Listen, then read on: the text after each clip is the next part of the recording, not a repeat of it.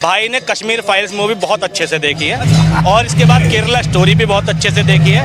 हम उस दौर में जी रहे हैं जब ड्रामे को देख के हमारी आंखों में आंसू आ जाते हैं और वास्तविकता को देखकर हम कहते हैं ड्रामा चल रहा है। हम उस दौर में जी रहे हैं। आज की बेरोजगारी इस वक्त इस व्यक्ति को नहीं दिख रही। आज लॉकडाउन में लोग लाखों लाख लोग पैदल चल गया, वो नहीं दिखा। अस्सलामु अलैकुम रहमतुल्लाहि व बरकातुहू। कैसे हैं आप हज़रात? उम्मीद है आप सब खैरियत से होंगे। अल्लाह ताला आप लोगों को खुश और सलामत रखे।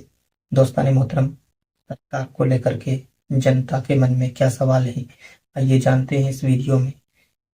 इस वीडियो को आप पूरा देखें, इंशाअल्लाह आपको पूरी हकीकत समझ में आ जाएगी और पिछले दिनों जो भी हुआ आप उससे भी बाखबर हो जाएंगे। वो भी जानकारी आपको पूरी हासिल हो जाएगी।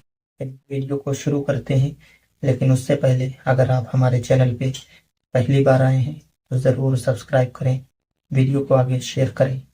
वीडियो को शुरू करते हैं। आज कोरोना में कितने लोग मर गए, वेंटिलेशन में ऑक्सीजन बेड नहीं मिला, ये इनको नहीं दिखा।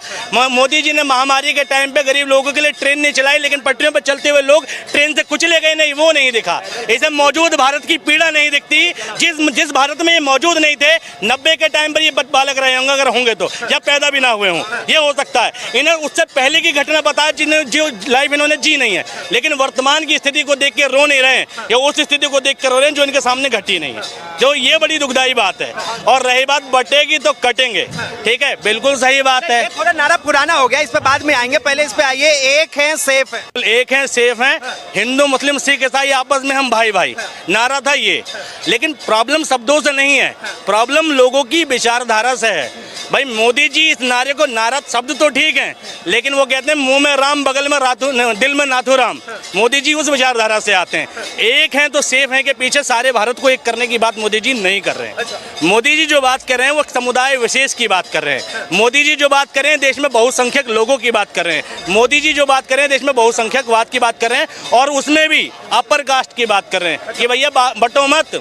मैं कह रहा हूँ मोदी जी ने ये क्यों नहीं कहा कि हिंदू मुस्लिम सिख ईसाई आपस में हम भाई भाई, क्यों नहीं कहा? बहराइच जैसा दंगा हो गया, हमारे देश का प्रधानमंत्री किसी के जन्मदिन पर ट्वीट कर देता है वे जन्मदिन मुबारक हो, लेकिन बहराइच जैसा दंगा हो गया, ट्वीट नहीं आता कि देश में बहराइच के लोग हिंदू मुसलमान ना करें, हम भाईचारा कायम रखें, हम आपसी इस देश के नागरिक हैं और सबसे पहले इस देश के नागरिक हैं।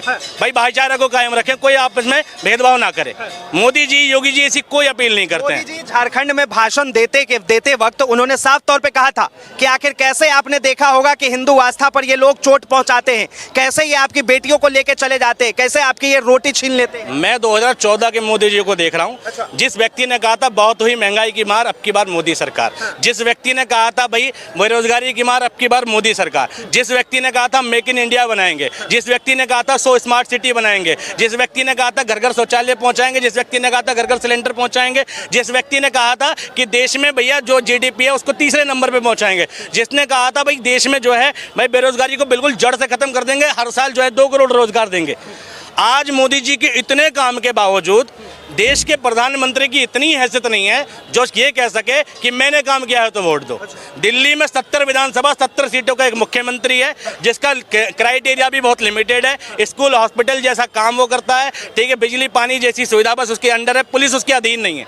उसके बावजूद उस मुख्यमंत्री की इतनी हैसियत है जो छाती ठोक के कहता है कि अगर मैंने काम किया हो तो वोट दो और काम नहीं किया हो तो वो वोट मत दो। लेकिन देश का प्रधानमंत्री जो देश का सुप्रीम लीडर है, सारी पावर उसके हाथ में, सारी सत्ता उसके हाथ में, पुलिस उसके हाथ में, मिलिट्री उसके हाथ में, ईडी उसके हाथ में, सीबीआई उसके हाथ में, मीडिया उसके हाथ में, ठीक है, और विपक्ष के कई नेता भी बीजेपी में, ठीक है, भ्रष्टाचारी नेता भी। इसके बावजूद नरेंद्र मोदी की हैसियत और औकात इतनी नहीं है कि वो कहता है कि मैंने काम किया हो तो वोट दो। थोड़ा सा शब्दों का प्रयोग सही कीजिए। ठीक है, नरेंद्र मोदी ये तक नहीं कह पा रहे कि भाई मैंने काम किया हो तो वोट दो। क्यों करना पड़ रहा है देश के प्रधानमंत्री को हिंदू मुसलमान? एक सवाल आपने बहुत अच्छी बात कही, प्रधानमंत्री ने काम नहीं किया, तो आखिर तीसरी बार बीजेपी एनडीए की सरकार इस देश के लोगों ने क्यों बनाई?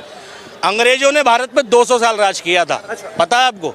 भारत पर राज करना और भारतीयों के दिलों पर राज करने में फर्क होता है, ठीक है? जबरन सत्ता तो कहीं बना ली जाती है भाई। 19 लाख ईवीएम गायब है, पता नहीं है, ठीक है? जगह जगह भाई इलेक्शन के टाइम पे घोटाले की खबरें आती हैं। 2014 से पहले इलेक्शन में चुनाव आयोग पर कोई शिकायत नहीं जाती थी, चुनाव आयोग कटघरे में नहीं खड़ा होता था, कोई बात नहीं करता था ऐसी। लेकिन 14 के बाद मोदी जी ने ऐसा क्या किया कि वे लोग शक करने लगे कि ईवीएम में घोटाला है? 2014 के बाद मोदी जी ने ऐसा क्या किया कि लोग भाई चुनाव आयोग पर सवाल उठा रहे हैं? तो सरकार तो हुक से या क्रुक से मोदी जी बना लेंगे, लेकिन भारतीयों पर राज करने की बात है, भारतीयों के दिलों पर राज करने की बात है।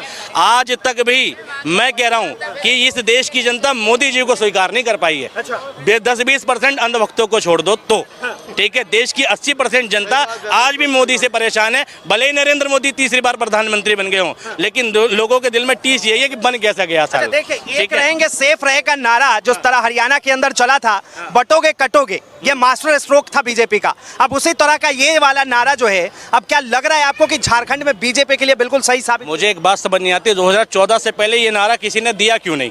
क्यों नहीं दिया? क्योंकि इससे पहले बटे हुए नहीं थे।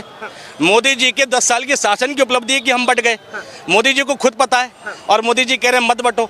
यानी मोदी जी अपने ही शासन व्यवस्था की बात कर रहे हैं कि 10 साल में हमने ये व्यवस्था दी है कि तो हिंदू और मुसलमान आपस में बट चुके हैं, इसलिए बटोगे तो कटोगे नहीं, और अगर ये इससे बचना है तो दूसरी सरकारों को वोट दे दो, मोदी जी को मत दो।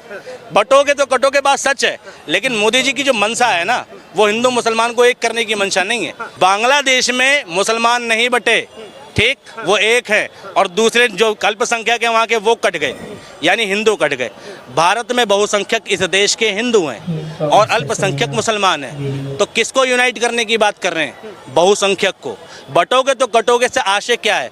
तुम बांग्लादेश देना चाहते हो भारत को, तुम बांग्लादेश देश में दंगा देना चाहते हो, तुम देश में रिजाइन सरकार देना चाहते हो, यही तो मंशा है। अगर तुम्हारी मंशा गलत नहीं है तो तुम एक तिरंगे के नीचे क्यों नहीं लाते इस देश के लोगों को? तुम जनगण मन में क्यों नहीं लाते इस देश के लोगों को? तुम हिंदू मुसलमान दोनों में सौहार्द की बात क्यों नहीं करते? मैंने आज तक भी 10 साल की किसी डिबेट में, किसी भाषण में मोदी जी के मुंह से ये नहीं सुना कि देश में भाईचारा कायम रखें, हिंदू मुसलमान के साथ सौहार्द बना के रखें। एक भाषण नहीं दिखा पाओगे, और योगी आदित्यनाथ तो उससे 100 कदम पीछे हैं, उनके मुँह से शायद निकलेगा भी नहीं। तो ये समझो, इस तरह के जो नारे आते हैं, आखिर इसकी जरूरत क्या है और इसके पीछे की वजह क्या है? कुछ नहीं है, मोदी जी समझ गए कि उनकी सत्ता और लोकप्रियता दोनों खत्म हो चुकी है। अब उनका काम का सहारा तो रहा नहीं, तो अब सहारा बचा यही नारे देने पड़ेंगे, ठीक है भाई? जब उनकी लोकप्रियता थी तब नारे थे बेरोजगारी की मार, महंगाई की मार। अब लोकप्रियता खत्म, मोदी जी का टाइम गया, तो मोदी जी सोच रहे हैं जाते जाते भी। मैंने एक कहानी सुनी थी, एक नकारा आदमी जो होता है जब मर जाता है ना, जीते जी तो तकलीफ देता ही है, मरने के बाद भी तकलीफ देता है। वो छोटी सी कहानी थी, वो कहानी ऐसी थी कि एक गांव में एक बहुत नकारा आदमी था, पूरा गांव परेशान था, बहुत परेशान था। तो लोग सोचते थे मर जाए, और वो मर गया। और मरते वक्त उसने अपनी वसीयत लिखी कि जब मैं मर जाऊं तो मेरे मुंह में 5 फीटा डंडा ठोक दिया जाए, और मेरी मैयत को गाजे बाजे से लेके जाया जाए, ठीक है, और पुलिस थानों के चक्कर लगा के लेके जाया जाए। और लेके गया, जब कफन 5 फुट ऊपर देखा पुलिस वाले ने, तो कहा किसकी मैयत है दिखाओ, तो देखा कि मुंह में डंडा है।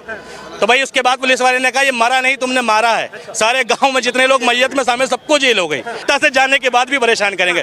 मोदी जी ने वो शासन दिया है कि लोगों के मन में जो जहर बो के गए हैं ना, ये अगले 20 सालों तक निकालेगी कांग्रेस, तब निकलेगा। एक बात बताइए, प्रधानमंत्री कहते हैं कि कांग्रेस कहीं ना कहीं जातिवाद की राजनीति करती है और हम सबको एक करने की राजनीति करते हैं, तो दिक्कत क्या है, तकलीफ क्या है? मोदी जी के एक करने में बहराइच का दंगा हो जाता है, मोदी जी के एक करने में हाथरस में कांड होता है, और एक समाज के खिलाफ पंचायत होती है, ठाकुर समाज पंचायत करता है दलितों के खिलाफ। मोदी जी के शासन में नोएडा में एक त्यागी समाज का व्यक्ति एक महिला को अभद्र टिप्पणी करता है, और उस त्यागी समाज के लोग उसके समर्थन में आते हैं कि गलत सही नहीं जानते। मोदी जी की उपलब्धियां हैं, मोदी जी के शासन में पेशाब कांड हो जाता है। किस एकता की बात कर रहे हो तुम? सबसे ज्यादा हिंदू मुसलमान के दंगे जो रिपोर्ट हुए, छुटपुट घटना जो रिपोर्ट हुई है, वो मोदी जी के 2014 के बाद रिपोर्ट हुई है। मोदी जी के शासन में भाई पहलू खान मर जाता है, इखलाक अहमद मर जाता है, ठीक है, हरियाणा में नू का दंगा हो जाता है, कन्हैया लाल भी मर जाता है, ठीक है, बिल्कुल कन्हैया लाल भी मर जाता है, ठीक है। नू में अतीक अहमद नहीं ना, बिल्कुल नहीं, अतीक अहमद नहीं, ठीक है। देखो ये बिल्कुल नहीं मैं कभी सपोर्ट नहीं कर सकता अतीक अहमद का, ठीक। नो का दंगा हो जाता है, ठीक है। मोदी जी की व्यवस्था इतनी जानदार व्यवस्था है कि इतने दंगे हो जाते हैं। भाई मोदी जी अगर वास्तव में इस देश में व्यवस्था ठीक दे रहे हैं, हिंदू मुसलमान की व्यवस्था को ठीक कर रहे हैं, क्यों रिपोर्ट हो रही है हिंदू मुसलमान की घटना चटपट जगह? रोजाना वीडियो है हिंदू मुसलमान का स्वार्थ बिगड़ने की। कोई किसी के धर्म को गाली दे रहा, कोई किसी के धर्म को दे रहा। 14 से पहले तो नहीं था ये सब। कोई कहीं पोस्टरबाजी कर रहा है, कोई कहीं पोस्टरबाजी कर रहा है। 14 से पहले तो नहीं था। यति नरसिम्हानंद जैसे लोग, ठीक है, मंदिर के मठाधीश बने बैठे हैं, वो एपीजे अब्दुल कलाम तक को आतंकवादी कह देते हैं। 2014 से पहले तो नहीं था ये सब। मोदी जी की उपलब्धियां है ना कि देश में एपीजे अब्दुल कलाम को भी गालियां दिलवा दी गई। तो दोस्तों, देखा आपने ये वीडियो, अब आप खुद फैसला करें और कमेंट बॉक्स में अपनी राय जरूर पेश करें। आपको ये वीडियो कैसी लगी जरूर बताएं। इनके बारे में आपकी राय क्या है आप जरूर पेश करें और वीडियो को आगे शेयर करें। साथ ही साथ हमें लाइक करें और फॉलो करें और अपनी राय कमेंट बॉक्स में जरूर दें। फिर मिलते हैं इंशाल्लाह। अपना ख्याल रखें, दुआओं में याद रखें। अस्सलामु अलैकुम रहमतुल्लाहि व बरकातुहू।